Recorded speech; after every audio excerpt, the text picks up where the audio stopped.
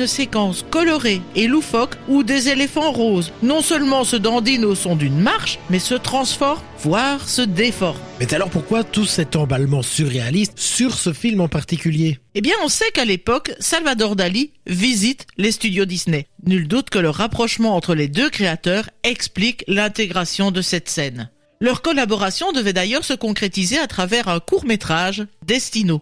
Mais il est difficile de voir deux génies collaborer. Destino devenant plus une œuvre d'alien que disneyenne, le projet se trouve dans une impasse. Et si on ajoute à cela un budget qui explose, on a toutes les raisons de le voir rejoindre le tiroir des projets inachevés. Il ne sera repris qu'en 2003 par Roy Disney, le neveu de Walt. Bon, on s'éloigne un tout petit peu, revenons-en à ces éléphants roses, une scène assez importante dans le film, je crois. Tout à fait, puisque sur ce tout petit film qui dépasse à peine 1 heure, la scène dure 4 minutes 30 et se découpe en 4 phases. Tout d'abord, dès l'apparition du premier éléphant, le voilà qu'il se multiplie. Les pachydermes deviennent des musiciens jouant de la trompette, tambour, cymbales. Ils sont tellement nombreux qu'une explosion nous entraîne vers la scène suivante. La musique prend alors des allures orientales et voilà les éléphants qui se transforment en chameaux, fakirs, danseuses. Sonnerie de trompette, le rythme ralentit, des éléphants au contour plus flou valsent en compagnie de patineurs. Mais la musique s'emballe à nouveau, les éléphants virent à l'orange vif et à nouveau se multiplient avant de se transformer à vive allure. Automobile, ski nautique, montagne russe, train, jusqu'à l'explosion finale où tout retombe.